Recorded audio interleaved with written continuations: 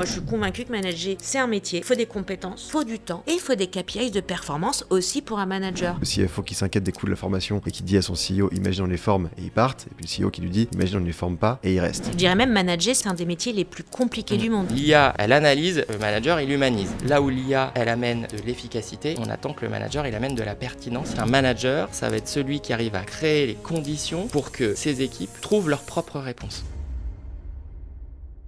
Bonjour tout le monde, on se retrouve pour une nouvelle discussion aujourd'hui sur un sujet à cheval entre nos deux documentaires. Guillaume, Mathilde, on est ensemble pour parler d'abord de ce sujet des compétences qui était dans Skills Make It Work, la démarche compétences que vous avez engagée chez Forvis Mazars, et puis le sujet du management qui nous occupe en ce moment. On est en plein tournage pour essayer de répondre à cette question. Comment retrouver de l'amour pour cette fonction managériale, ou en tout cas de l'intérêt, et puis quel est peut-être le mode de management qui est le plus efficace pour déployer une entreprise apprenante. Donc c'est très lié évidemment. Est-ce que vous voulez commencer par nous dire ce que vous faites chez Forvis Mazars l'un et l'autre ? Je t'en prie, Mathilde. Donc Mathilde, moi je suis DRH chez Forvis Mazars et en charge du périmètre français, donc c'est à peu près 5500 collaborateurs. Je suis pas issue du CRH parce que moi ça fait 22 ans que je travaille chez Forvis Mazars et j'ai commencé avant dans d'autres métiers. Mais j'ai la chance que je pense que c'est quand même un des plus beaux métiers du monde, en tout cas une belle mission, d'en être la DRH depuis 5 ans maintenant. Voilà.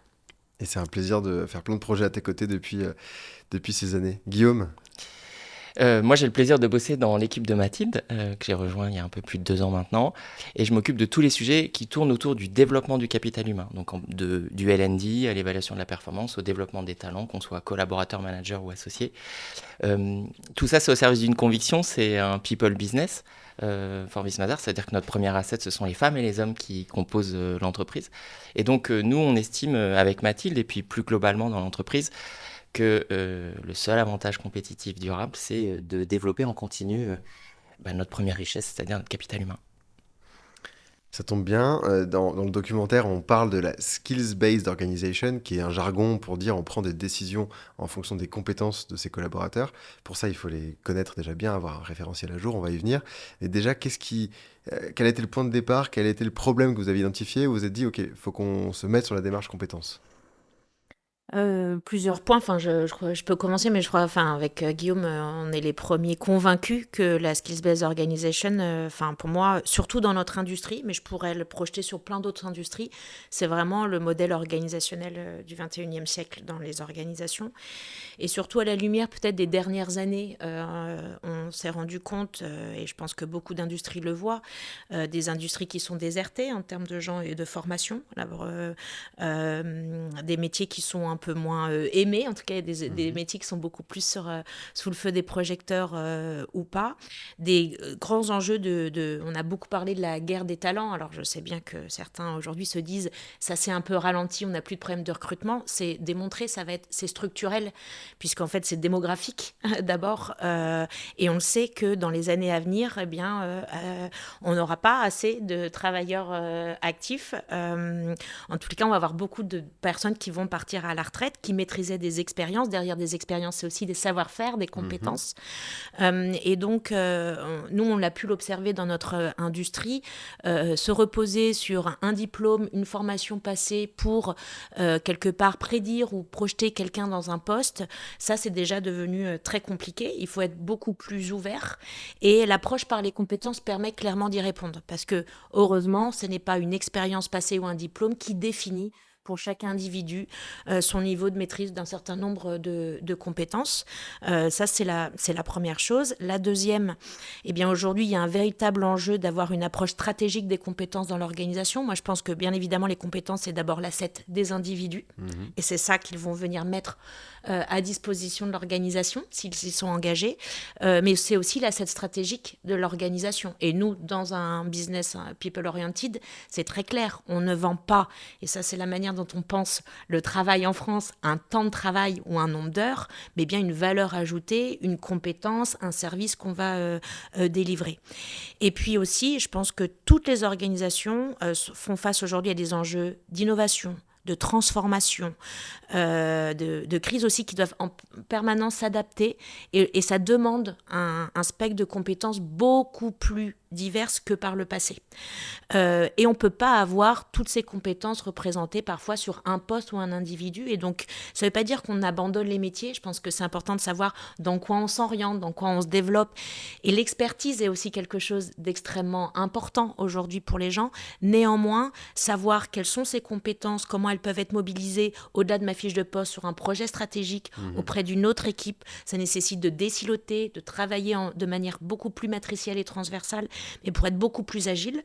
Je pense que c'est pour ça que ce modèle, il répond aux enjeux à la fois sociétaux, qui sont des gens qui veulent être reconnus pour Bien leurs sûr. compétences, développer leur employabilité, et tous les sujets dits, on va revenir, nous rappellent en fait cette nécessité, mais aussi du point de vue des organisations qui, pour apporter la valeur ajoutée à leurs clients, à leur marché, pour faire face aux crises et aux enjeux, ont besoin de repenser la manière dont ils définissent et organisent le travail au sein même de leur organisation.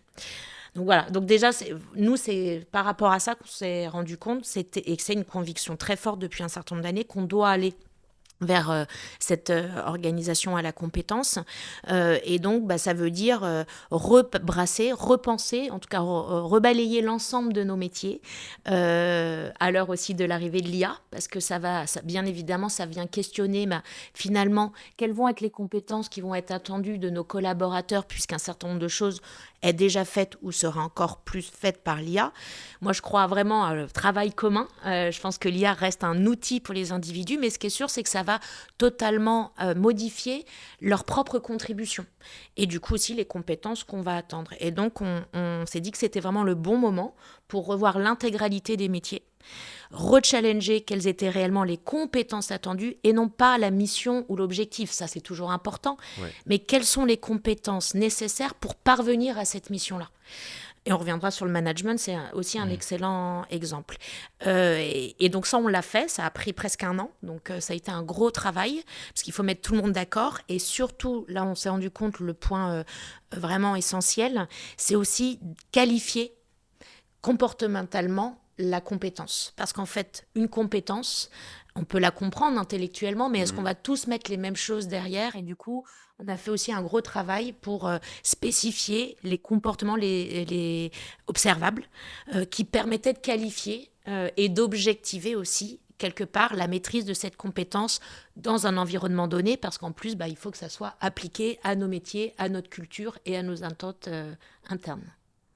1 an, j'imagine que ça veut dire que vous aviez déjà un référentiel de compétences existant, qui vous a été mis à jour, qui a été retravaillé peut-être, parce que c'est déjà rapide par rapport à un tas d'organisations qui s'y mettent, qui se disent oula, il nous faut bien 2, 3, 4 ans facilement, quoi.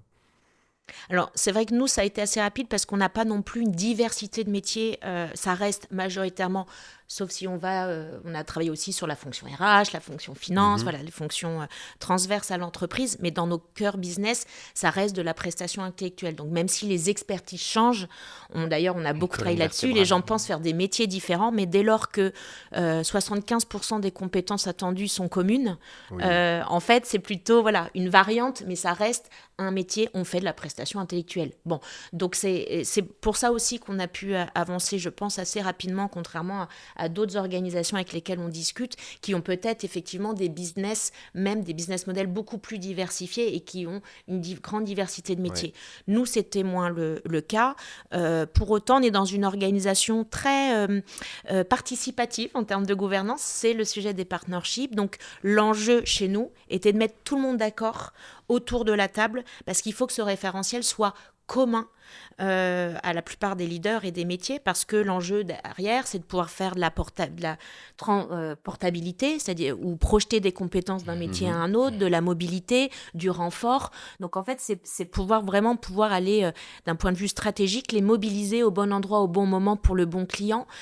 Et donc il faut que ce référentiel il soit vraiment commun à l'intégralité de nos managers et de nos leaders. Et ça, c'était peut-être la chose la plus compliquée qui a mis le plus de temps, alors même qu'on n'avait pas une grande diversité de métiers. Ok, Super intéressant.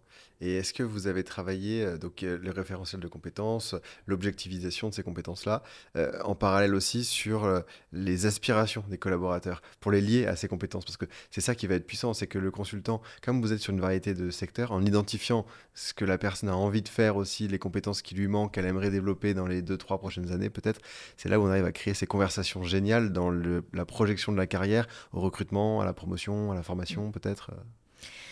Je voudrais, si je me permets, raconter, enfin, pas une anecdote, mais quelque chose qui arrivait souvent et qui me questionnait. Ouais. C'est qu'on sait que commencer, en tout cas, on est jeunes diplômés, on va venir faire ses armes en cabinet, ça développe l'employabilité. D'ailleurs, c'est une de nos marques, une de nos promesses marque employeur très forte, développer l'employabilité. Ça veut dire que j'arrive un jour je repartirai. Si on affiche l'employabilité, c'est que de fait, on projette les collabs, nous, comme un passage, et les gens, il faut qu'ils soient plus employables après être passés chez moi. Donc, je les projette aussi dans le départ. Et ça, c'est pas du tout un problème chez nous. Souvent, d'autres industries me disent, oh là là, 20% de turnover, qu'est-ce qu'on fait? Non, on se voit comme une école. Et une école, on est là pour acquérir des compétences. En tous les cas, c'est très clair. C'est la raison pour laquelle la plupart des candidats nous rejoignent. Pour autant, quand ils partaient, alors ça arrive que souvent, ils m'envoyaient leur CV. Vous voyez, comme quoi, on est très libérés là-dessus. En me disant, Mathilde, regarde, j'ai revu mon CV. Est-ce que tu peux me dire s'il te semble bien? Et je disais, mais c'est étonnant. T'as appris à faire du recrutement, tu mets pas la compétence recrutement. T'as formé des équipes, t'as fait des projets transverses. C'est-à-dire qu'ils restaient beaucoup dans leur métier. Et puis surtout, et donc en ayant ces discussions-là, je me rendais compte qu'ils savaient que mettre 3 ans de Mazars, par exemple, Forvis Mazars sur leur CV, allait leur permettre de franchir un cap. Mais ils étaient incapables de dire quelles étaient finalement les compétences qu'ils avaient acquises durant leur expérience. Or, c'est bien ça qu'on vend. Parce qu'on peut être passé 3 ans chez Forvis Mazars et être, désengagé, pas performant aussi. Donc, c'est pas ça la valeur. La valeur, c'est l'employabilité, c'est qu'est-ce que je n'avais pas, que j'ai développé, que l'organisation peut être même certifiée. Et moi, je crois à la portabilité des compétences quand on change d'expérience professionnelle. Et c'est là où on s'est rendu compte, en fait, les gens valorisent leur employabilité en années passées chez nous, mais sont pas capables, quelque part, de dire, mais après tout, en quoi ça m'a fait grandir, en quoi je suis plus employée, en quoi j'ai, quelque part, j'ai développé ma valeur, en tout cas, point de vue travail.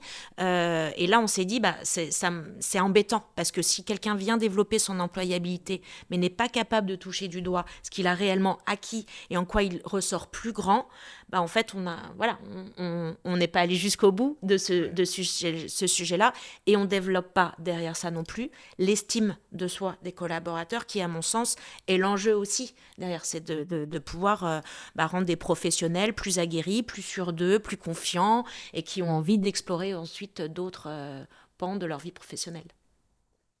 C'est clair, et puis en fait c'est un cadeau que vous leur faites aussi, parce que le fait d'avoir cette vision très claire avec cette granularité sur les compétences, c'est pas juste j'ai fait 3 ans chez Forvis Mazars, mais j'ai appris telle chose, c'est intéressant pour vous pour les discussions en interne si la personne veut évoluer, mais c'est un cadeau pour la personne dont la valeur sur le marché va dépendre de ses compétences et la façon dont elle peut en parler. Et effectivement, le consultant qui s'est aussi recruté à côté, c'est hyper précieux, il faut pouvoir en parler. Et surtout que la personne, elle conscientise ses compétences, en fait. C'est ça, au travers de ce que dit Mathilde. C'est-à-dire que c'est comment ça se matérialise, au travers de quel projet je l'ai fait, qu'est-ce que ça veut dire concrètement et comment je le rédige, si on revient sur l'exemple du CV de Mathilde. Et ça, c'est vrai que c'est pas un réflexe, en fait. Et puis ça développe vraiment de l'estime de soi. Et je pense qu'aujourd'hui, on parlait il y a l'instant de l'engagement, du rapport au travail. Moi, je pense qu'aujourd'hui, j'observe peut-être parfois un manque de fierté individuelle dans ce qu'on entreprend, et de dire on est fier, je suis confiant, là je sais que je suis bon, et quand on sait qu'on maîtrise des compétences, quand les gens font appel à nous parce que toi tu as cette compétence que je n'ai pas, mais ça développe tellement l'estime de soi et la confiance en soi. Pour moi, c'est la base de l'engagement. Si on n'a pas ça, on ne peut pas être pleinement engagé. Donc voilà, donc tout est lié, et c'est vraiment un enjeu crucial, bien sûr, pour la promesse candidat, mais aussi, en fait, soyons clairs, pour l'organisation elle-même. Développer l'employabilité, c'est s'assurer que les gens qui restent le font pour la bonne raison, et pas parce qu'ils restent parce que En fait, ils ont peur de faire autre chose. Ils pensent qu'ils ne sont pas capables de faire autre chose. Ça détruit de la valeur dans les organisations. Ouais. Et, et souvent, d'ailleurs, on parle beaucoup de la fidélisation. Moi, je préfère parler de l'engagement. La fidélisation pour la fidélisation, en soi, ne veut rien dire et n'apporte pas forcément de valeur. Mais l'engagement, oui. Et l'engagement, il ne peut pas exister s'il n'y a pas une confiance en soi qui vient de la reconnaissance des autres. Et l'approche par les compétences le permet clairement.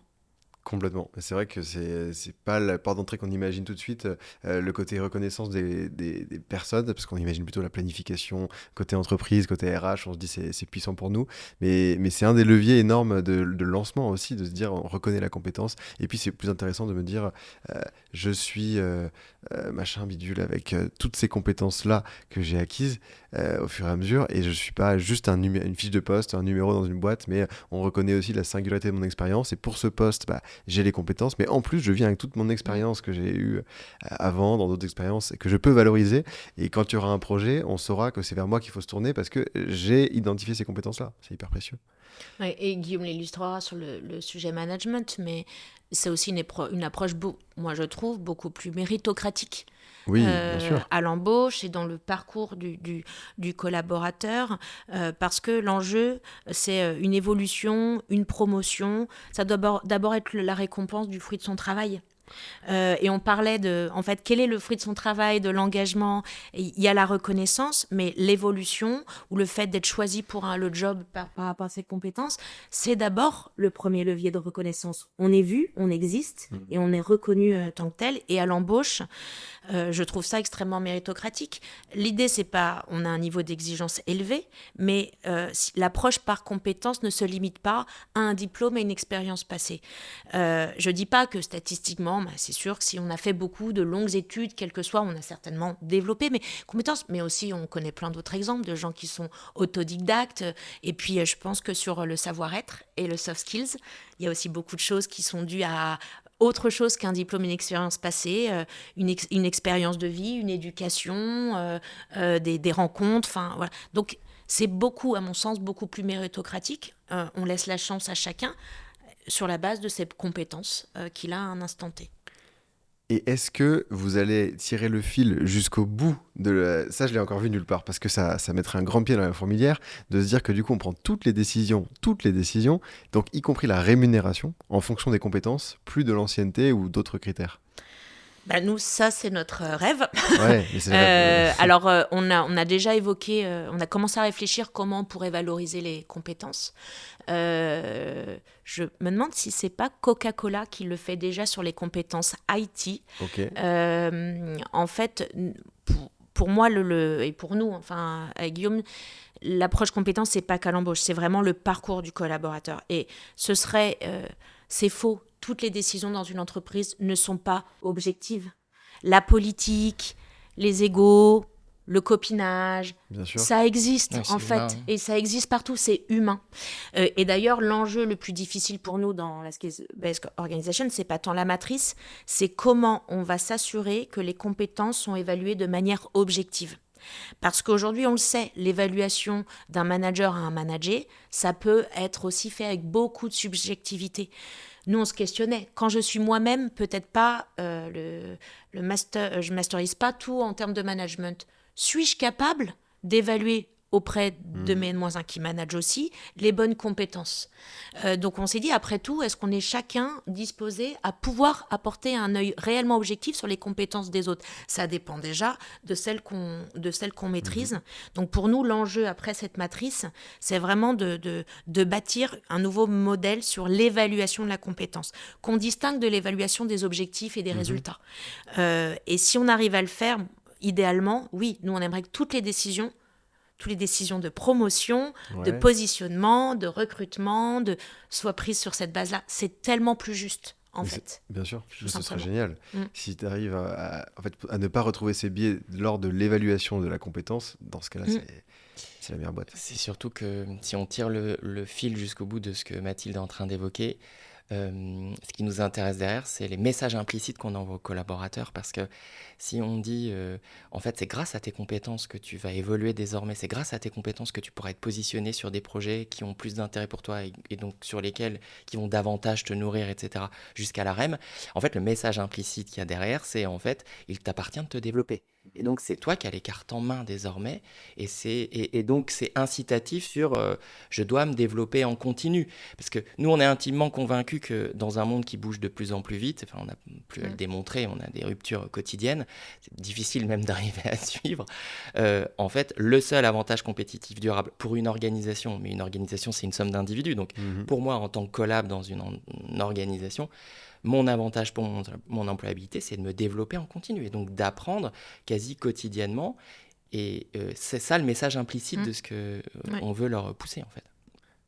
Et ne pas voir la formation ou le développement comme une obligation et une contrainte, mais une vraie chance, un levier, et qui même parfois dépasse l'enjeu même, les besoins même de l'organisation.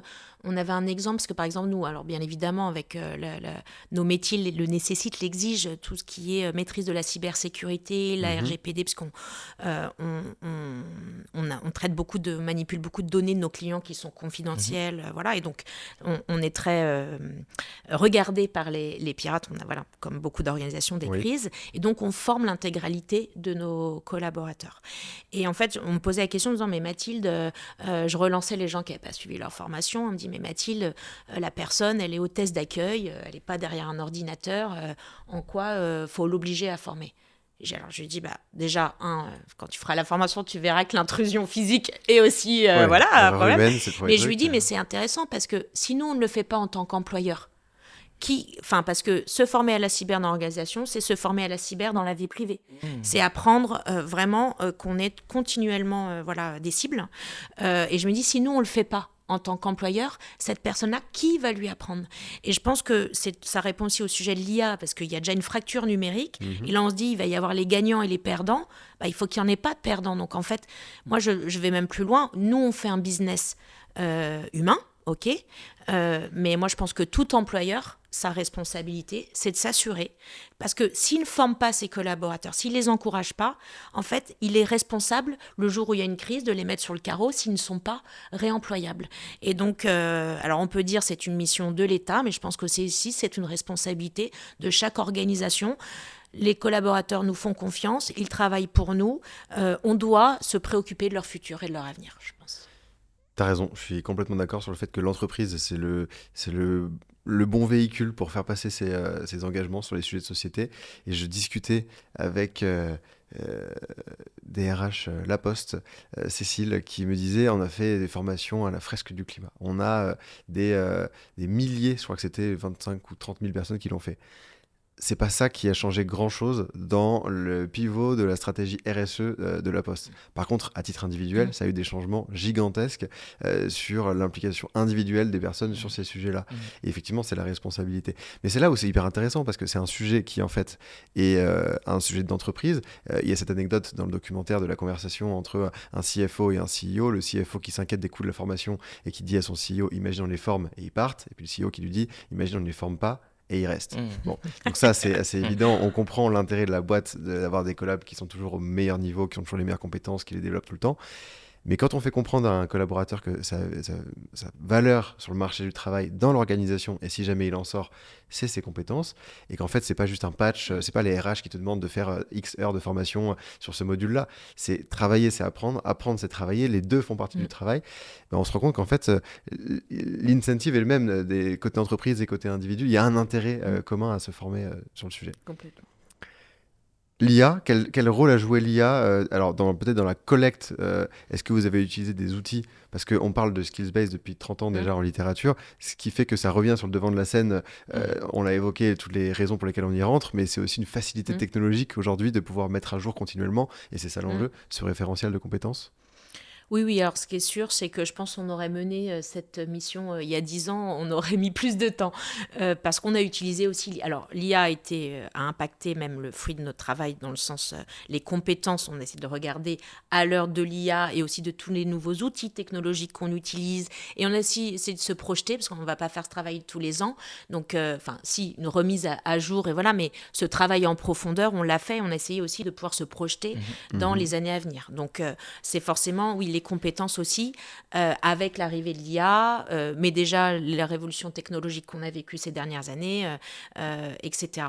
Mais on l'a aussi beaucoup utilisé dans la construction de notre matrice, et notamment pour nous benchmarker, parce que on est parti avec les métiers.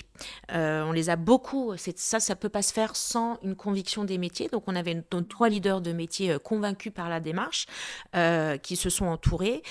Pour autant, parfois, on peut voir les compétences, on peut les changer, mais est-ce qu'on n'en oublie pas en termes d'exhaustivité? Donc là, on a déjà utilisé des benchmarks grâce à l'IA qui ont pu nous pousser aussi en disant, vous avez pensé à ci, vous avez pensé à ça. Ça aide de partir d'une feuille blanche. Mais là où nous, on a trouvé vraiment les gains de temps, et ça a été très pertinent, c'est sur les gestes observables. Parce qu'en fait, on a donc, pour chaque métier, chaque individu a en gros, globalement une vingtaine de compétences dans son niveau d'expérience et dans son poste. Et pour chaque compétence, on a 5 niveaux de maîtrise. Et derrière chaque niveau de maîtrise, on a des gestes observables dédiés. Qu'est-ce que ça veut dire que, voilà, sur, je sais pas moi, l'expertise technique dans un métier, être au niveau 1, ça veut dire quoi? Être au niveau 5, ça veut dire quoi? Et donc, là, il a fallu pour chaque compétence, chaque niveau, dans chaque métier, définir 3 gestes observables. Là, on a commencé à dire, oh là là, ça va être... Et là, l'IA nous a beaucoup aidé. Alors, on a rechallengé, mais on a été assez bluffé, parce qu'en plus, on avait besoin de spécifier ça à nos métiers. Et on a interagi, on a dialogué avec l'IA qui nous a fait des propositions, qu'on a amendées, qu'on a rechallengées, mais ça nous a fait gagner énormément de temps quand même. Parce qu'en général, oui, je dis 1 an, ça peut être beaucoup plus long. Et ça, je pense que l'IA nous a aidé à aller plus vite là-dessus aussi. Oui, c'est ça nous a permis en fait de générer des centaines et des centaines d'exemples de comportements observables. Donc après, voilà, on a itéré en disant comment tu modélises, c'est quoi un comportement observable, comment tu le modélises, est-ce que c'est 10 lignes, est-ce que c'est 3 lignes, est-ce qu'il y a une gradation, etc. Mais effectivement, je souscris pleinement à ce qu'a dit Mathilde, s'il avait fallu tous les écrire à la main. Voilà, c'est pharaonique. Et donc parmi ces différents sujets qui ont émergé, il y a le métier de manager comme une fonction reine, une fonction qu'on sacralise du coup chez Forbis Mazars, qui est apparue dans les... Alors, qu'est-ce qu'on attend? Alors déjà, où est-ce que vous en étiez avant cette démarche compétence sur le rôle du manager? Est-ce que c'était... après X années chez Forbis Mazars, forcément je passais manager, ou est-ce qu'en fait c'était une voie différente, il y avait ce rôle expertise et ce rôle managérial qui émergeait, et puis ensuite quelles sont les compétences qu'on attend d'un manager? Tu veux que je commence sur l'avant ou vas-y, tu vas, vas-y. Vas-y, démarre sur l'histoire. On n'est pas une industrie de super managers. Franchement, on va se le dire. Enfin, moi, pareil. Je pense qu'avec Guillaume, et Guillaume nous a rejoint aussi pour ça. C'est vraiment son expertise. Aider l'organisation à atteindre vraiment une maturité managériale. Pourquoi je dis on n'est pas bon? Parce qu'en fait, nous, c'est des experts qui deviennent des managers. Comme la plupart du temps. Mais on a des ressources mutualisées. Donc ça, c'est un vrai sujet parce qu'on se dit, mais qu'est-ce que ça a comme conséquence? Ça veut dire qu'on manage des gens à la mission, au projet. Mais on n'a pas de lien hiérarchique. On a un statut hiérarchique différent pour dire, si quelqu'un doit arbitrer, c'est moi, je suis le plus expérimenté, normalement le plus compétent, c'est ça qui... Voilà. Mais je vais changer d'équipe. Quand on gère des ressources mutualisées, on a 2 manières de le voir. Moi, l'idéal, je me dis, tout le monde se sent concerné par tout le monde. Ou alors, dans les faits, personne ne se sent concerné de personne. Parce que je l'observe que quand il n'y a pas ce fameux lien hiérarchique, c'est comme si le lien hiérarchique devait justifier le management. Or, pas du tout. On voit bien, il y a des gens qui managent de manière transverse, il y en a qui sont des super leaders et qui n'ont pas d'équipe à eux qui les entraînent. Pour moi, c'est pas forcément lié, surtout quand on va voilà, définir ce que c'est pour nous un manager. Mais dans les faits, les gens ne se sentent pas légitimes à manager quelqu'un ou d'en prendre la responsabilité s'il n'y a pas ce lien hiérarchique. Et puis, comme nous, on est beaucoup des métiers d'expertise, en fait, quand ils évoluent, ils deviennent managers. Dans les faits, en fait, chez Forvis Mazars, c'est beaucoup la fonction RH qui manage, du coup. Et c'est pas non plus, ça n'aide pas à responsabiliser les gens. Nous, c'est vraiment quelque chose qu'on veut différer parce qu'en fait, c'est pas au RH de manager. Le RH et le management, c'est deux choses différentes. Chez nous, c'est très les gens confondent beaucoup.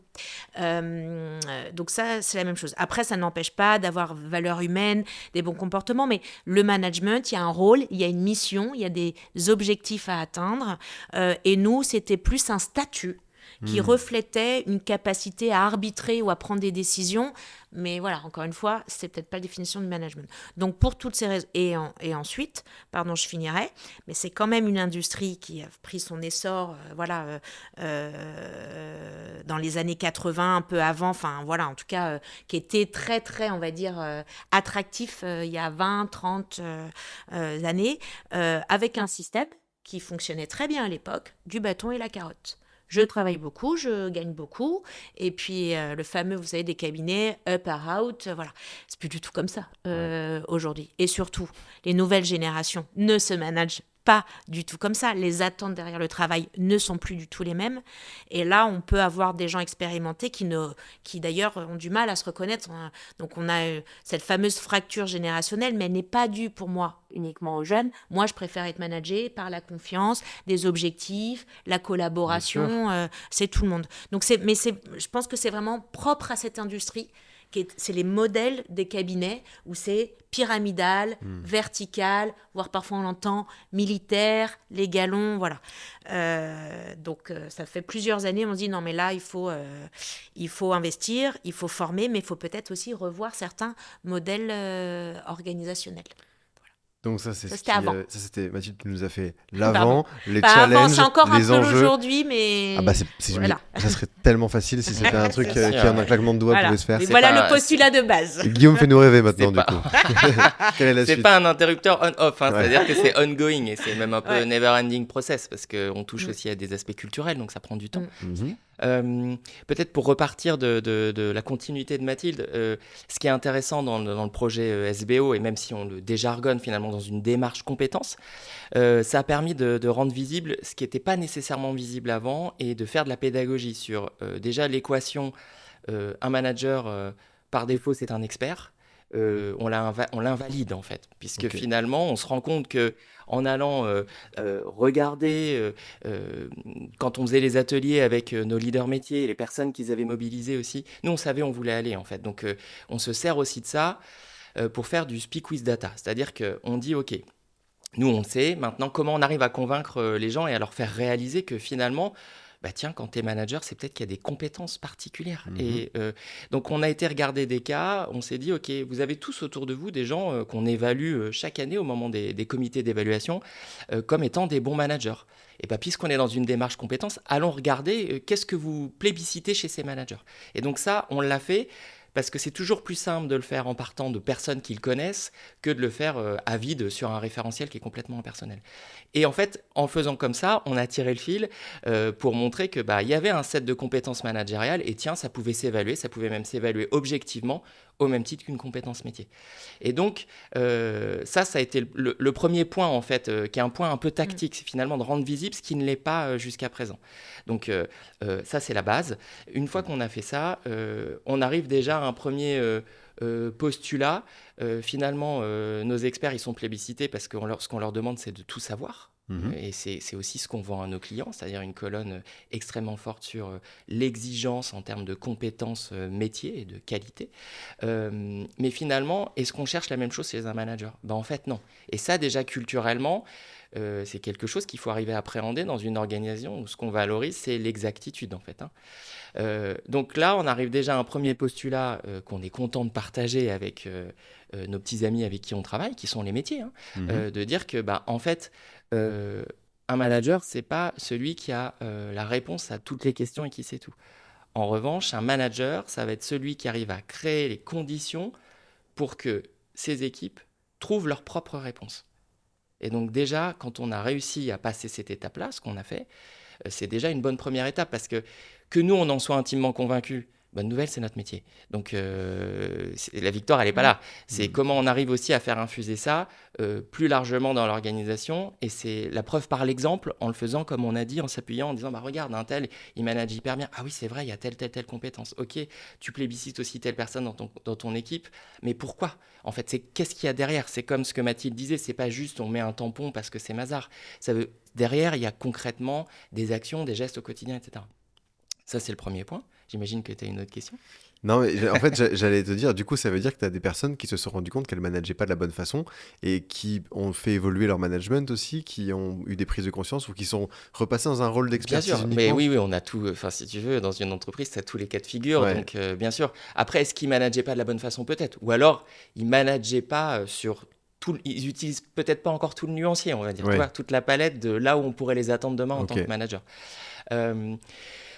Les choses, on avait déjà, en fait, en coulisses avec Mathilde et avec nos équipes, on avait commencé déjà à se dire, OK, on ne voulait pas poser un modèle managérial qui sortait de nulle part. Donc on s'est dit, ça doit répondre aussi. Mathilde l'a dit, en fait, en trame de tout ça, on a un enjeu de transition culturelle, en fait. C'est ça, en vrai, le sujet. C'est de dire, bah, voilà où on est aujourd'hui, voilà où on doit être demain. Pourquoi ? Comment on sait où on doit être demain ? C'est simple, on a un plan stratégique. Donc ça, on sait, voilà comment on doit faire du business demain et voilà où nos clients nous attendent, comment on va continuer de créer de la valeur. Mais on a aussi des insights sur où est-ce qu'il faut qu'on soit demain pour continuer à donner envie de nous rejoindre. Et ça, c'est tous les sujets et qui sont pas que liés à la stratégie et de comment on génère du cash, en fait.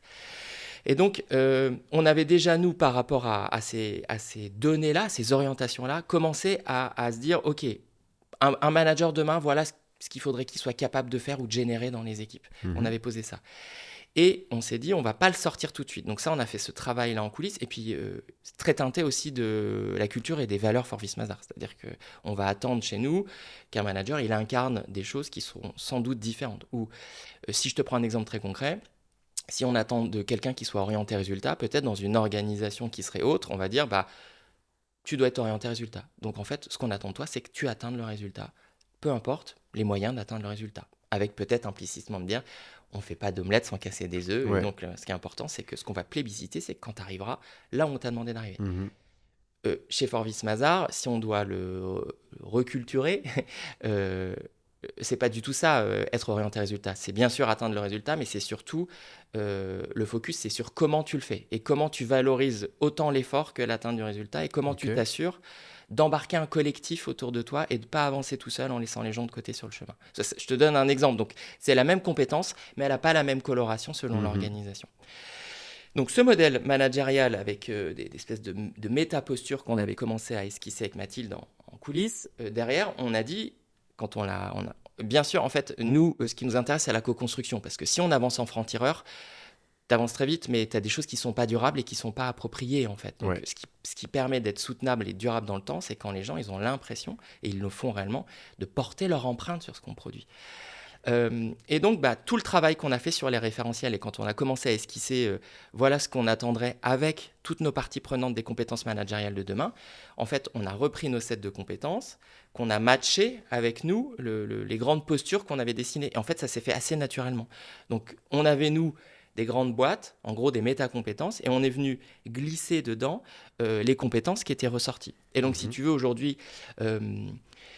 notre parti pris, déjà, ça a été de dire qu'il faut qu'on ait une approche qui soit vraiment pragmatique. Parce qu'en fait, au quotidien, c'est un peu le fantasme des RH que les opérationnels ils disent « Ah, tiens, je vais travailler avec telle compétence. Oh, tiens, à ce moment-là, je vais dégainer. » Tu vois ce que je veux dire ? Oui, qu'ils ouvrent leur tiroir comme ça. Ça n'existe pas. C'est-à-dire qu'au quotidien, je fais mon job, mais je n'ai pas mon référentiel en tête. C'est-à-dire que je me dis à tel moment « Tiens, il faut que je fasse comme ci ou comme là. » Donc, même le mot « compétence », en vrai, c'est un mot RH. Tu ne l'entends pas tant que ça sur le terrain. Donc on a dit pragmatisme. Et nous, ce qu'on veut, c'est des postures qui soient faciles pour eux à retenir et à utiliser, à mettre en œuvre dans leur quotidien managérial pour répondre aux défis qui s'offrent à eux, en fait. Donc, c'est assez proche du management situationnel. En fait, on a 3 grandes postures. Le manager, chez nous, il a attendu sur, premièrement, une posture de leader. Donc ça, c'est tout ce qui est comment je donne du sens, comment je mobilise par la vision, comment j'embarque Mhm. et comment moi je vais défricher des territoires inconnus. Donc il y a une dimension d'innovation derrière. Donc ça, c'est le leader. La deuxième posture, c'est la posture de coach. Donc comment à côté de mon équipe, comment je crée les conditions favorables de la réussite. Donc j'accompagne, je questionne, je fais émerger les solutions. Je suis à côté de l'équipe, je ne suis pas au-dessus. Je développe, etc. Donc ça, c'est vraiment la posture coach. Et puis la troisième posture, là qui peut-être demande un peu plus d'effort d'un point de vue culturel, c'est la posture de boss. Donc c'est quoi la posture boss? C'est comment je fixe des objectifs, Mhm. comment je fixe des règles du jeu. Et une fois que j'ai fixé les règles du jeu, je peux aussi siffler les hors-jeux parce que oui, ça fait partie de mon rôle de manager de dire que Bien quand c'est pas sûr. conforme à ce qu'on s'est fixé collectivement, finalement, le boss, c'est celui qui protège à la fois l'exigence et la performance aussi.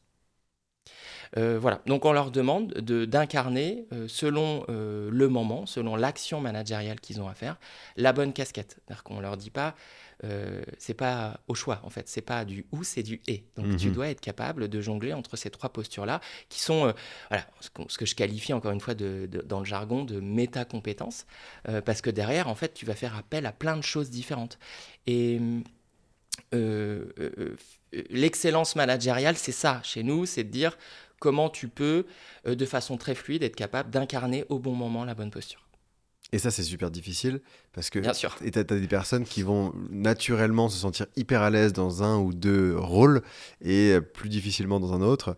Est-ce que, euh, Est-ce que ça vous intéresse des pratiques où on décompose cette fonction managériale et ces trois rôles, on les répartit sur trois personnes différentes ou deux personnes différentes? Est-ce que vous avez regardé aussi des choses du style je choisis mon manager, c'est-à-dire en fonction de la façon dont j'ai envie d'être managé, je guide un petit peu sur avec qui est-ce que j'ai envie de passer plus de temps dans le management? Alors on s'est posé la question et on l'a eu assez naturellement parce que la première fois enfin je sais pas si tu te rappelles Mathilde, mais la première fois qu'on l'a présenté à nos parties prenantes au comité avec qui on bossait sur le sujet, eux-mêmes avaient compris que en fait selon les personnes ils n'auraient pas la même casquette. Hmm, Donc on s'est rendu compte déjà d'accord. nous rien que dans la façon de l'expliquer qu'on n'était peut-être pas si didactique que ça Mhm. sur le fait que on attendait de toi que tu sois capable de jongler entre ces trois postures. Aujourd'hui, dans l'organisation telle qu'elle est, mais je te laisserai rebondir Mathilde, ça nous paraît compliqué à mettre en œuvre de dire, bah, en fait, si tu as besoin d'être coaché, bien sûr, on a un système de mentorat / coaching interne, etc., mais tu vas pas aller les chercher pour les mêmes raisons. Parce que finalement, en tout cas chez nous, culturellement, il y aurait un gap beaucoup trop grand de se dire, tu vas avoir des personnes qui vont te faire que fixer des objectifs et potentiellement aussi de siffler les hors-jeux qui est peut-être Oui. pas le rôle le plus gratifiant Mm. en vrai. Tu vas avoir des personnes qui vont faire juste le job de donner la vision, et puis après, bah, sur la façon dont d'y aller, ils vont dire c'est pas moi, moi je Mhm. t'ai donné le cap, maintenant sur le comment, débrouille-toi. Ça me paraît compliqué, même si Ouais. j'ai conscience que je suis un peu caricatural dans les Non, exemples que mais je donne. c'est dur. Et c'est vrai que nous, on travaille à la mission. Donc, dans le fond, les gens choisissent avec qui ils ont C'est envie ça. de travailler. Ça arrive, ça n'a pas besoin d'être organisé. C'est naturel et c'est spontané. Si j'ai une mission où ça se passe pas bien avec mon manager, en général, c'est aussi réciproque. Quel est l'intérêt? Et comme ils peuvent changer de dispositif d'équipe, en fait, à la fin, on se rend compte que les gens ont tendance à être attirés par les gens avec qui ils se sentent prêts le mieux à travailler. Hmm. Après, je voudrais partager parce que on se dit effectivement pour remettre le management sur la scène, donc faut reparler à un référentiel, faire prendre conscience. Dans une industrie comme la nôtre, pour ceux qui connaissent, c'est un sujet en soi, Mhm. parce que beaucoup de gens pensaient aussi très bien manager, et quand on leur dit, mais tu Oui. sais, manager, ça n'est pas exiger, ça n'est pas être en posture haute et merci d'eux. Ouais. Mais ça, c'est une déformation du métier, en fait. Nous sommes des experts et on contrôle les entreprises dans un certain nombre de cas. Oui. Donc, c'est une vraie déformation professionnelle qui est venue influer même leur manière de se comporter avec leurs équipes. Donc, c'est un véritable enjeu. Le vrai sujet aussi, il est celui-là. Et après, Guillaume développera aussi, c'est le temps. C'est-à-dire qu'en fait, dans le fond, à partir du moment où on dit manager, c'est un vrai métier. C'est des compétences et il y a des attendus. La première ressource qu'on donne aux gens, c'est le temps de management. Et en fait, c'est rare. Ouais, Le tout le temps. management, c'est un attribut statutaire encore de réussite. J'ai avancé, donc je suis le plus haut gradé.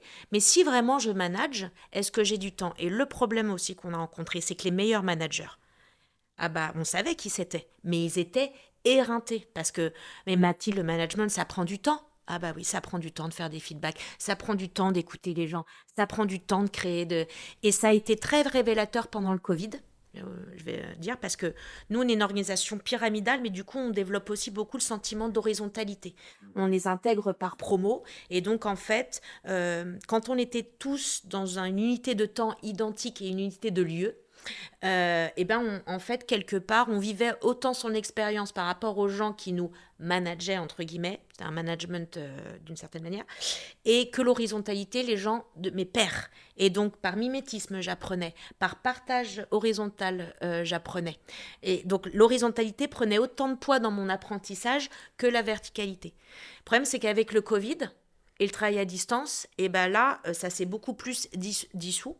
Et pendant le Covid, on a eu beaucoup de personnes en rôle de management qui nous disaient, mais Mathilde, c'est à moi d'organiser les petites météos hebdo. Ils me demandent des after-work virtuels pour créer un peu d'informel. Et je dis, bah oui, parce qu'en fait, ils sont coupés de leur horizontalité, chacun est chez soi. Donc en fait, bah oui. Et donc là, et là, en fait, je pense qu'ils ont pris conscience de la nécessité de créer les conditions de l'engagement et de la performance sociale et un peu plus démunis. Et puis, encore une fois, le temps, donc les gens qui le faisaient vraiment bien, on les récupérait à la fin de l'année. Ce qu'ils le faisaient par conviction, des managers nés pour être managers, ils ne peuvent pas faire autrement que de bien manager. Ils font bien leur Et job. donc, ils prennent leur soirée, leur week-end, voilà. Et je dis, mais ça, c'est pas possible. Parce que si manager, c'est un métier, eh ben, on a notre job, notre temps est dédié au management. Alors là arrive l'autre difficulté, mais du coup, c'est pas productif un manager. Du coup, qu'est-ce que tu Et fais et c'est aussi pour ça que ça s'est installé dans notre modèle. C'est les experts qui manageaient. On n'allait pas dédoubler. Et là, l'autre expérimentation qu'on vient d'initier, c'est des managers, nos premiers managers de métier. Moi, je suis convaincue que manager, c'est un métier. Il faut des compétences, il faut du temps. Et il faut des KPIs de performance aussi pour un manager. Et aujourd'hui, en 2025, mesurer le taux de turnover, le taux d'absentéisme, le taux d'engagement, le taux de productivité, le taux de bien-être, on a tous les outils pour. Et à mon sens, c'est ça qui va caractériser quelque part l'empreinte managériale. Si on devait dire, il me l'a bien dit, les compétences et la mission du manager, c'est effectivement créer les conditions de la performance sociale au service de la performance économique. Et on peut mesurer ça, très clairement. Mais là, ça reste une expérimentation et je peux t'expliquer comment on l'a fait, parce que ça reste c'est un surcoût pour la boîte. Nous, ce qu'on veut démontrer, c'est plus on investit dans les postes dédiés au management, plus en fait la productivité va augmenter et donc plus en fait ça va s'auto-financer. L'engagement va augmenter Ça énormément. va s'auto-financer, c'est Sûr. évident. Mais enfin c'est évident pour nous, mais c'est pas évident. Là peut-être que le CFO va dire ah là c'est pas non c'est pas du tout évident. Donc on pouvait pas se louper sur cette expérimentation là. Fallait pas se louper, on va en parler de l'expérimentation. Mais ça, c'est un des trucs que j'ai déconstruit avec ce documentaire-là depuis quelques semaines. C'est que pour moi, quand j'ai démarré ce film, je me disais, on ne peut pas manager si on ne maîtrise pas le métier de la personne, les compétences de la personne. Et ben en fait si, parce que comme quand tu le considères, quand tu le mets comme le ciment de l'organisation, quand tu le mets comme un métier, le management, pas une réussite, une fonction, en fait ça devient du coup un truc qui, effectivement, tu as des compétences, tu le disais, mesurer la performance, la productivité, l'absentéisme, l'engagement de tes équipes, et ça tu peux le faire un peu n'importe où. Ça veut pas dire que tu vas pas sur le terrain, c'est ça la grosse nuance, c'est que tu n'as pas besoin de maîtriser la compétence fondamentale, l'expertise des gens que tu manages, par contre tu dois aller sur le terrain et comprendre quand même leurs enjeux, le fonctionner, c'est pas la même chose. En fait, pour rebondir sur ce que tu dis, je pense que il faut quand même que tu maîtrises une partie, que tu comprennes une partie. On n'attend pas toi que tu maîtrises tout, mais il faut que tu maîtrises une partie, que tu comprennes une partie de leur métier quand même pour pouvoir. T'es pas obligé de faire du deep dive sur l'intégralité, tu vois, des expertises. Comprendre, comme tu disais, les enjeux, etc. Et puis après monter en progression dessus si c'est nécessaire. Mais finalement, le manager, il peut manager s'il maîtrise pas toutes les compétences métiers propres au métier qu'il manage. En revanche, pour moi, il doit maîtriser quelles sont les aspirations, il doit maîtriser entre guillemets les gens. Tu vois ce que je veux dire? C'est-à-dire qu'il doit être sur quels sont leurs points forts, quels sont leurs points d'effort, quelles sont leurs préférences comportementales, leurs inclinaisons personnelles au travail, où est-ce qu'ils vont mettre de l'énergie naturellement. C'est ça qu'il doit maîtriser en vrai, un bon manager. Et parce que c'est ça le vrai levier. Donc il n'est pas tant sur le comment, mais là où il doit être bon, c'est le pourquoi et pour qui et avec qui. Et Mathilde, tu disais au début, Farvis Mazar, c'est une école. Et je pense que c'est une formation accélérée de manager. Du coup, rien que le fait déjà qu'il y ait des changements d'équipe régulièrement, qu'on fonctionne à la mission, fait que en tant que manager, on va voir défiler dans ces équipes plein de personnes très différentes. En tant que collaborateur, on va aussi voir différents styles de management, donc comprendre comment est-ce que nous on fonctionne, qu'est-ce qui nous engage plus que d'autres. Et ça, et le fait aussi d'avoir un fort turnover, donc des personnes qui viennent de l'extérieur régulièrement, qui ont vu d'autres façons de manager, d'autres expériences, d'autres personnalités d'entreprise, qui vont pouvoir les communiquer. Ça, je pense que c'est hyper précieux versus une boîte un peu statique dans laquelle on n'a pas trop de mouvement et on manage de la même façon et on apprend un peu plus lentement et parfois de façon plus dure du coup.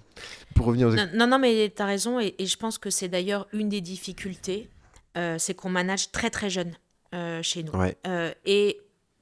Et moi, je reste convaincue que bien manager, c'est aussi bien se connaître. C'est pour ça que, je dirais même manager, pour moi, c'est un des métiers les plus compliqués du monde, parce que la matière humaine, elle est extrêmement complexe, et quelque part, c'est un professionnel des relations humaines, même plus que que certains métiers de la RH, en fait, vrai, hein. parfois. Alors, on a des métiers de la RH qui sont des spécialistes de la matière humaine, mais c'est le manager, en fait, qui représente ça. Donc, c'est extrêmement compliqué, et je pense que l'expérience de vie aide à mieux se connaître. Donc, c'est vrai que quand on est tout jeune, on sort d'école, je pense qu'au bout de 18 mois, ils peuvent en manager déjà plusieurs équipes. C'est pour ça que c'est très formateur, en effet. Mais c'est formateur parce qu'on les jette dans le bain, Oui. en fait, quelque part. L'enjeu, c'est beaucoup de les accompagner, parce qu'aujourd'hui, en plus, les attentes des travailleurs, et c'est pas que chez nous, et je pense que ça a quand même été marqué par les nouvelles générations, on travaille beaucoup sur ces sujets, on fait beaucoup d'études. Les jeunes vont, en tout cas les plus jeunes générations, vont vraiment rester pour leur manager en priorité ou partir du fait de leur manager. C'est une interaction qui est devenue extrêmement importante. Combien de fois j'entends, il faut que j'ai le feeling, il faut que je le... Voilà. Donc c'est extrêmement important, et en même temps, c'est confusant parce que quand on fait nos enquêtes nos baromètres d'engagement, on pose beaucoup de questions sur le management. Oui. Est-ce que je me sens bien avec mon management? Est-ce que je peux parler de tout? Est-ce que je peux alerter les problèmes d'éthique? Enfin, voilà. Et d'autres. Et en fait, ce qui remonte, c'est assez drôle, c'est mon manager, il est trop sympa. Et je dis, alors ça c'est bien. Déjà, C'est déjà un bon franchement, point de c'est départ. bien de point de départ, travailler avec des gens sympas. Mais être sympa, ça veut pas dire être un bon manager. Si je suis sympa mais que je suis complaisant, ah ben je suis cool, hein. Bah ouais. Mais voilà. Et donc, en fait, on se dit, mais c'est pas du tout ça qui est attendu. Et c'est compliqué dans une boîte de jeunes, parce que moyenne d'âge, je rappelle, sur 5529 ans, ils sont très jeunes quand ils se managent entre eux. Donc, nous, nos managers, ils ont même pas 30 ans. Donc, Bah oui. voilà. Et ben, on se rend compte que, c'est pour ça que Guillaume le disait, la casquette boss, ça peut paraître un peu bizarre, mais nous, c'est un vrai enjeu à repousser. Prenez vos responsabilités. Être manager, c'est mettre un cadre. Quand tu me dis que tu as demandé à faire une réunion au bureau et que toutes tes équipes ont dit « Non, on n'a pas envie, on est en télétravail » et que tu viens me voir en mode « Je sais pas quoi faire », là, problème. Casquette, là, elle a été oubliée. Ouais. Je te dis pas de crier sur les équipes. Moi, je crois qu'on peut dire les choses très simplement et avec délicatesse Bien sûr. à partir du moment où on est très transparent et très pragmatique, concret. C'est toujours le sujet de quand on vient souvent nous voir. Moi, dans l'équipe, j'ai les HR BP, par exemple. Ouais. Donc, ils sont vraiment les points de contact des collaborateurs et des managers au quotidien. Il y a un sujet qui est récurrent, c'est venez m'aider à recadrer. Mais Ok. en fait, recadrer, ça implique de déjà avoir posé un cadre. Donc, si le cadre n'a pas été posé, tu ne peux pas recadrer. Déjà, pose ton cadre et puis on s'en reparle après, en fait. Mais ça, c'est un énorme écueil que je vois partout dans toutes les boîtes de dirigeants, de managers qui sont dépassés, qui se disent mais qu'est-ce que j'ai fait mal? J'ai l'impression d'avoir tout bien fait, d'avoir été hyper sympa. Oui, mais en fait, effectivement, si t'as pas de cadre, le moment où tu dois sanctionner, tu ne peux pas sanctionner parce que personne ne comprend pas quelle est la frontière. Pas de règle, en fait. C'est vrai. Mais en fait, il y a, en tout cas, il y a certainement un prisme culturel en France, pas que, mais en fait, on manage pas par le pourquoi ou le vers où. On manage par le statut et le comment. Tu fais ci, tu fais ça. Et c'est vrai que parfois on dit, mais c'est pas ça le management. Et toutes les études le démontrent. Et nous, on le vit aussi, cette expérience de manager. Et je crois pouvoir dire, enfin, je pense que on arrive à le démontrer qu'on peut manager juste en vivant une expérience différemment. Ça n'enlève pas d'exigence, ça n'enlève pas de sens, ça n'enlève pas voilà, le fait que toute l'équipe est derrière. Mais oui, la peur n'a jamais permis aux gens de donner le meilleur de soi-même. Ça me semble d'une évidence. C'est fou qu'on ait encore à devoir convaincre aujourd'hui. Donc, comme nous, on sait parler avec les chiffres aussi, le ROI et le business, eh bien, voilà, l'expérimentation, peut-être l'expliquer après, avant, mais elle est très importante d'avoir les KPIs, les ROI et la performance, parce que c'est pas un sujet de philosophie voilà, humaine ou de... Non, oui, humainement, on préfère comme ça, mais surtout, en fait, on va être pragmatique. C'est comme ça que ça marche aujourd'hui. Il faut vraiment sortir des anciens codes. Et je pense qu'en fait, ça, on a beaucoup de mal. L'éducation, on l'a changé. Mais le management, non. Moi, je fais beaucoup de parallèles entre l'éducation des enfants et le management des plus jeunes aujourd'hui. Il y a énormément de parallèles. Et c'est juste dans l'entreprise, on est resté figé comme il y a 30 ans dans les manières de faire, en fait. On dit les jeunes, ils sont bizarres. Non. Moi, je veux dire, les aînés, parfois, ils ont des habitudes quand même, des choses que j'observe. Je me dis, après, je pense aussi que c'est pas donné à tout le monde de manager. Et c'est pas grave. C'est pas sale, en fait, si on en fait un métier dédié. C'est pas les mêmes profils. Il faut surtout pas ce qui est important, c'est qu'il faut pas qu'il y ait une voix qui aille plus loin que l'autre. C'est ça. Moi, je pense qu'il faut que la voix de l'expertise ou du management, les deux sont extrêmement importants. Sont très rares les experts à être excellents managers. Ils sont très rares. Donc, on se dit juste, il nous faut des top managers, des top experts, et allons plus loin, des top commerciaux. Voilà, il nous faut ça pour, voilà, et ces trois voies différentes, et les trois peuvent mener au plus haut niveau de l'organisation. Ouais. Tu peux évoluer dans la boîte avec des voies différentes, mais donc tes responsabilités et ta REM vont pouvoir augmenter aussi, mais c'est pas forcément parce que tu vas être manager, alors que c'était la voie royale en fait. C'était le truc il y a 20 ans. Alors, c'était le manager pour aller, mais en fait, c'est les experts qu'on poussait. En fait, c'est l'expertise qui poussait au plus haut, mais comme il fallait avoir ce niveau hiérarchique, en fait, c'est les experts qu'on envoyait dans le management. Mais dans le fond, c'est pas les compétences managériales qui t'amenaient tout là-haut. Non. C'était d'abord ton expertise métier. Moi, j'ai pu observer un super leader métier, mais qui manage très mal. La structure risque de s'effondrer parce que tout seul, en fait, il fera rien du tout. Il a beau être extrêmement brillant. Par contre, un excellent manager, il n'est peut-être pas le meilleur, mais il saura s'entourer des meilleurs. Et là, ça va fonctionner. Donc, en plus, si j'étais un petit peu provoque, je dirais que je pense que même le management aujourd'hui est plus important que l'expertise. Voilà, ça reste, ça reste mon avis. Ah, mais je te rejoins, je pense. Guillaume, un mot sur cette expérimentation managériale que vous menez du coup. Alors effectivement, un projet qui nous tenait à cœur parce que, comme voilà, compris, on a pas mal de convictions sur le sujet. Et en fait, pour faire bouger les gens dans leurs croyances, il faut expérimenter en fait. Donc si tu n'expérimentes pas, tu peux pas faire bouger les croyances. Donc on a défini un périmètre dans l'organisation, un peu comme toujours en innovation, c'est-à-dire qu'il y a un moment, tu définis une zone où tu dis, voilà, dans cette zone-là, on va pouvoir aller défricher, on va pouvoir faire des choses un peu différentes. Donc tu protèges évidemment la zone. Après, ça pose plein de questions parce qu'il y a forcément, elle évolue pas toute seule, donc elle est en porosité avec le reste de l'organisation, etc. Mais quand bien même, aujourd'hui, il y a des managers donc, qui sont à plein temps sur ce rôle managérial, donc ce qui est nouveau. Avec à la fois des personnes qu'on a recrutées de l'extérieur, mais aussi des personnes qu'on a volontairement été identifiées à l'intérieur et à qui on a proposé ce track-là parce qu'elles présentaient déjà des compétences et puis surtout, elles en avaient envie aussi. Voilà, donc personne n'a été forcé. Au contraire, on a eu plus de mains qui se sont levées que de places. Donc ces managers-là aujourd'hui, ils ont un rôle qui est assez large finalement.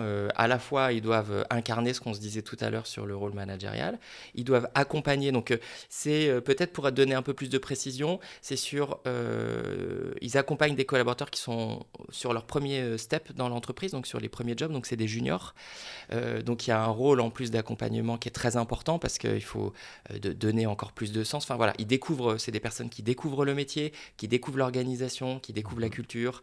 Donc il y a un rôle d'accompagnement qui est très fort et c'est pour ça qu'on s'est dit que ça avait du sens de le faire là.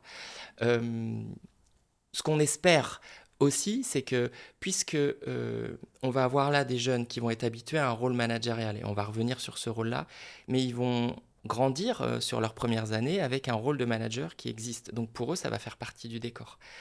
Et donc, ce qu'on attend aussi de ça, c'est que derrière, il y ait une forme de contagion dans les attentes qu'ils vont porter quand ils vont grandir. Parce que la logique, c'est que quand on t'expose très jeune à des pratiques qui sont vertueuses, pour toi, ça devient la normalité derrière. Et donc, c'est aussi pour ça qu'on l'a fait sur les jeunes pousses, j'ai envie de dire, parce qu'il y a une tactique aussi de ce point de vue-là.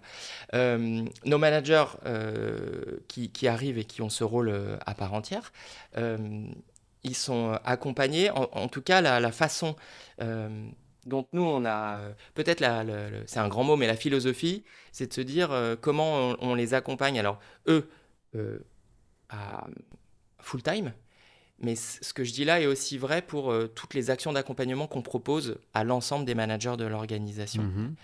C'est juste qu'il y a une intensité qui est moindre parce qu'ils ne sont pas full-time sur le job. Mais tu as un enjeu autour de, aujourd'hui, enfin, je vais enfoncer une porte ouverte, mais de manager la complexité, en fait. C'est-à-dire que tu ne peux pas maîtriser. C'est pas possible. Tu ne peux plus être en maîtrise de tout dans des cultures où, jusqu'à présent, l'alpha et l'oméga, c'était d'être en maîtrise de tout. Hein. Donc,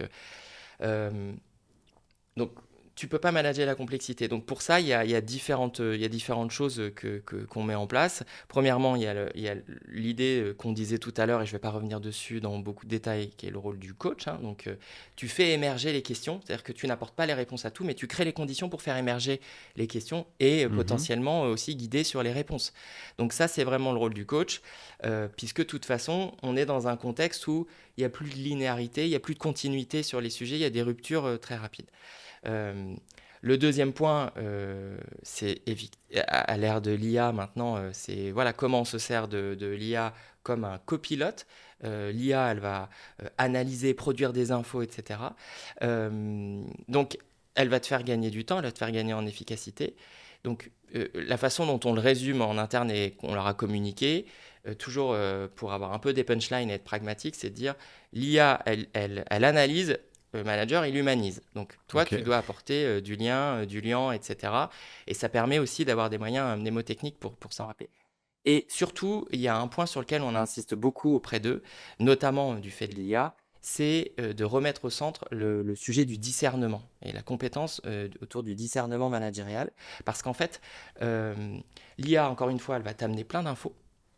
En revanche, elle ne saura pas prendre la bonne décision d'un point de vue déontologique, d'un point de vue stratégique, d'un point de vue humain. Donc en fait, là où l'IA, elle amène de l'efficacité, on attend que le manager, il amène de la pertinence et qu'il soit capable d'arbitrer les bons choix, parce que ça, c'est pas l'IA qui va le faire. Donc on insiste vraiment aussi sur cette capacité de discernement. Après, pour être un peu concret sur comment on se sert de l'IA comme un copilote, là on ne l'a pas déployé encore, on est en train de bosser sur créer un agent qui sera comme un assistant managérial, d'accord ? Donc que nous, on alimente, mais on veut qu'il ne leur donne pas la réponse tout de suite. C'est-à-dire qu'on veut qu'ils s'en servent pour... Donc on bosse avec eux pour faire émerger des cas d'usage qui sont assez classiques, puisque nous, on croit beaucoup en l'intelligence collective. Et donc ça, on le travaille avec un collectif d'autres boîtes. Donc on a été chercher... moi, j'ai été chercher mes pairs chez L'Oréal qui sont hyper en avance sur le sujet, chez Schneider, chez Generali. Donc on se réunit et en fait, on mutualise. Parce qu'en vrai... faire un entretien de recadrage, réengager un collaborateur, etc. etc. Bon, bonne nouvelle, c'est ce qu'on attend d'un manager dans quand même pas mal d'organisations. Oui. Donc, ce qu'on est en train de faire, c'est que de programmer cet agent, de le nourrir, de le former, pour que demain, quand il sera l'assistant du manager, le manager lui dira « Bonjour, je dois recadrer un collaborateur, comment je m'y prends ?» Donc le truc va lui dire, bah voilà, au regard de ton contexte, moi je pense que tu pourrais utiliser la méthode DESC. Donc le D, Mhm. tu vas faire de la description, blablabla. Et il dit, et après l'agent, l'idée c'est que l'agent lui dise, donne-moi le D, redonne-moi du contexte, ok, là c'est pas très clair, là tu as une ambiguïté, etc. Pour en fait guider le manager pas à pas, et ça sur plein de cas d'usage managériaux. Et donc là en fait, euh, bah, tu leur mets un vrai copilote en fait à côté C'est d'eux excellent. qui les aide dans toutes leurs actions managériales. Mais in fine, l'action, elle reste à la main du manager. On ne veut pas que ce soit l'agent qui leur dise de bout en bout, voilà ton discours et voilà comment tu dois le porter. C'est génial. C'est déjà déployé ça ou Non, pas? non, ça c'est en cours. Parce Ça qu'en arrive, fait, ok. là, on a un gros travail de comment on le nourrit avec les bonnes infos et les bonnes. Le cadre, on le fait avec l'ensemble des boîtes que j'ai données là. Donc voilà, chacun l'alimente de ce qu'on a appelé des fiches pédagogiques en fait. Donc là, en fait, après, c'est never ending, hein. Tu peux le nourrir Ouais, très bien. et il évoluera. Et puis après, il appartient aussi à chaque boîte, et ça, on y tenait chacun, de le teinter en fonction de sa culture. Parce qu'en fait, tu vas pas attendre, et on revient sur ce qu'on se disait tout à l'heure, une compétence, elle va pas Mm. s'illustrer de la même façon selon ta culture. Si je peux, et enfin, je vais pas revenir, et enfin, tout le gros travail qui a été fait par Guillaume et les équipes. Et en fait, c'est vrai que si on a un manager à plein temps, la première question qui vient, c'est qu'est-ce que je vais faire à plein temps? Parce que, et une des premières craintes des managers, dont certains étaient des anciens opérationnels, c'est la peur du vide. Ouais. Et quand on est sur des métiers techniques où on Mhm. produit, on a des livrables, arriver dans une fonction 100% management, il y a la peur du vide. On se dit, mais en fait, j'ai pas produit un PowerPoint à la fin de la journée. J'ai pas fait 4 réunions avec un client.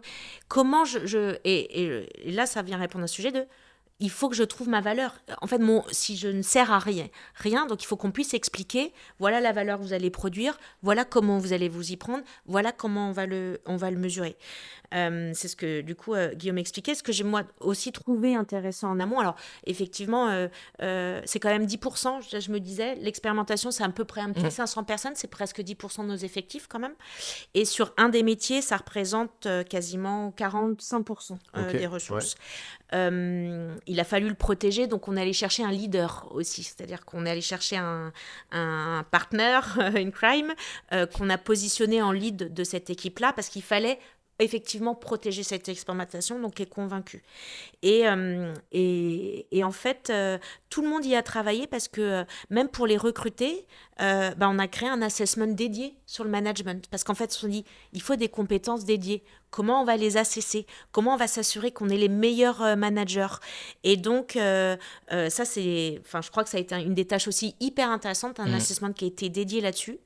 C'est une offre d'emploi, je ne sais pas combien de candidatures on a reçues, Tu de m'étonnes. profils incroyables. Enfin, Mhm. c'est-à-dire que ça fait rêver ces métiers-là. Je pense que il Oui. y a des gens qui aimeraient Ouais. ne faire que manager. Des gens qui avaient des Des gros postes de jobs, hein, on a eu des postes de DG, et hein, qui se sont dit dessus, non, hein. mais moi, mon rêve, c'est faire ce job-là. On en a Hmm. sélectionné que 4. Alors, on aurait voulu plus au début, mais ils sont 4 dédiés. Donc, sous leader, ils sont 4 Il y en managers a de métier. 5. 5, pardon, 5 5. managers de métier. Donc, pour un peu moins de 500. D'ailleurs, la question aussi, c'était, mais jusqu'à combien de personnes on peut manager dès lors qu'on est à plein temps? Ouais. Et c'est quoi un bon management? On sent, on pense que c'est trop, mais bon, fallait bien commencer, fallait déjà financer les 5 postes. Oui. Et donc, voilà. Mais des profils, et effectivement, comme l'a dit Guillaume, un des écueils, c'est on allait chercher des gens qui avaient rien à voir. Alors, il y a des anciens RH de notre équipe qui ont voulu y Ok. aller. Il y a une ancienne opérationnelle. Et sinon, on a des gens qui n'ont rien à voir. Avec l'industrie. Et les gens disent, ah, Génial. mais parce que l'assessment dit que c'est eux qui ont eu les meilleures compétences. Ouais. Donc, ça va être les meilleurs. Ouais, C'est- l'assessment, il a permis, comme toujours, d'objectiver, en fait. C'est-à-dire que il y a un moment dans une organisation qui mais pas de mauvaise foi, est intimement convaincu que c'est la valeur de ta technicité métier qui te donne ta valeur sur le reste, il faut aussi démontrer factuellement, par rapport à des compétences attendues dans l'assessment, que bah tiens, c'est pas toujours vrai, et auquel cas là, ça n'a pas été vrai. Très bien, mais ça c'est intéressant parce que du coup on tord aussi le cou à ce mythe de dire qu'il y a des gens qui sont nés pour manager et qui ont et en fait non ça peut s'apprendre, il y a des compétences et ces compétences-là elles sont attendues donc s'il y a des compétences, ces compétences elles peuvent se développer aussi. Alors, je pense qu'il y a un sujet d'appétence. Oui, Premier lieu, appétence. compétence, mais appétence. Faut aimer la matière. Alors, quand les gens me disent, Mathilde, j'en ai marre de faire du social, j'en ai marre de manager, je dis en fait juste, pardon, faire du social, j'aime pas le terme, c'est manager. Enfin, donc tu n'aimes pas manager. Et si t'aimes pas ça, Bah oui, mais laisse ne fais tomber en pas fait. ça. Et le pire, je trouve, dans le management, quand je disais que c'est le métier le plus dur du monde, on peut faire le meilleur comme le pire. On peut, sans le vouloir, Oui, détruire des vies quand on manage mal. Et c'est ça aussi fondamentalement qu'on cherche à travailler. C'est l'arrêt des manquements managériaux qui font que les gens se retrouvent dans des situations, burn-out, chargement, enfin voilà, maladie mentale, problème de comportement. Ça existe. Et parfois, c'est pas fait sciemment. Hein. Je dis non, pas c'est, mais on peut faire le pire aussi, management. Donc, il y a un moment, surtout, il faut avoir le goût, l'envie, l'amour des autres, oui. voilà. Et les compétences, oui, je pense qu'il y a apprendre à faire un feedback sans jugement, ça s'apprend. C'est pas inné, ça s'apprend. Poser un cadre et écrire des objectifs, ça s'apprend. Mhm. L'intelligence émotionnelle, l'empathie, alors je dis pas que c'est nécessaire absolu, c'est quand même très aidant. Ça fait du bien. Ça, il y a quand même parfois un terreau quand même, Mhm. mais qui, encore une fois, qui se nourrit. Ça se développe, ouais. L'intelligence émotionnelle, il y a des formations. Alors, on ne développe pas forcément la capacité à tout de suite être à l'aise avec les émotions, mais détecter chez les autres, comprendre que derrière une émotion visible, c'est une autre émotion qui est ressentie. Enfin, même moi qui ai une appétence, enfin, à titre personnel, chaque formation m'a aidé énormément. Et puis, aimer savoir se connaître. Ça, je pense que ce qui est hyper aidant en Mhm. manager, c'est se connaître aussi parfaitement quelles sont mes propres failles, mes propres zones de force. Et un basique, c'est qu'une relation manager-manager, elle fonctionne quand le manager, lui, est aussi très clair sur voilà moi comment je fonctionne. Mhm. Et donc, si on fait ça ensemble, ça marchera de cette manière-là. Alors, même si le manager, je pense, doit aussi s'adapter, mais on est tous des hommes et des femmes et on a aussi notre personnalité. Savoir se remettre en cause, apprendre sur soi, faire des tests de personnalité, Oui. c'est hyper... Se faire coacher aussi en tant que manager, Mhm. c'est hyper aidant. Je pense que dans toute cette matière humaine, d'ailleurs, voilà, et c'est pour ça que Copilote, bah, ça reste un fabuleux outil pour aider chaque manager qui se sent seul au quotidien. Alors on va dire, ah bah oui, c'est d'imaginer, c'est l'IA. Enfin, parce qu'on part du postulat que les humains ont toujours la bonne réponse et la bonne aide. Bah, moi, des biais chez les gens, j'en vois Hmm. plein. Des manquements, j'en Bien vois sûr. plein. Donc, arrêtons aussi de faire un procès pour faire un procès à l'IA. Si c'est bien pensé et qu'on pose bien les limites, je pense que ça peut vraiment être quelque chose qui aide vraiment les gens et les managers. Enfin, Moi j'aime on est bien, convaincus. je garde la phrase l'IA analyse et l'humain humanise. Mm, C'est une bonne mm. catchphrase qui permet de remettre les pieds sur Terre. À titre personnel, c'est quoi votre meilleure expérience managériale, votre meilleur souvenir managérial, soit en position de manager ou de manager? Qu'est-ce qui était saillant? Pourquoi vous vous êtes dit à ce moment-là, mon manager a été excellent, ou j'ai Mm. adoré, ou j'ai été un bon manager avec cette personne-là, dans ce contexte? Euh, moi, je préfère parler de mon expérience. Mais après, c'est difficile. C'est les autres qui nous le renvoient. Oui. Bah oui, moi, en tout cas, plus grosse satisfaction à titre personnel, c'est ce que me renvoie mon équipe. Quand ils me disent, on veut pas te décevoir. Pour toi, on est prêt à aller. Enfin, c'est d'une puissance et pour ceux qui me connaissent, je crois pas être ni autoritaire, ni dur, ni. En fait, juste, j'aime tellement les gens avec qui je travaille.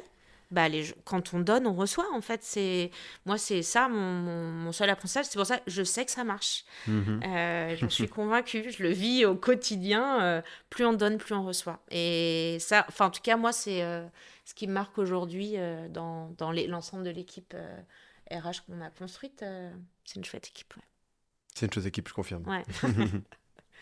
Moi, ce que je trouve le plus gratifiant dans le rôle managérial, c'est de développer les collaborateurs et d'arriver à les autonomiser. Et quand tu travailles avec une équipe, que tu arrives à faire monter en compétences, à les aider à prendre confiance pour qu'après ils prennent aussi le relais sur certains sujets. C'est-à-dire qu'il y a des sujets où ça va plus être toi, ça va être eux qui vont le faire.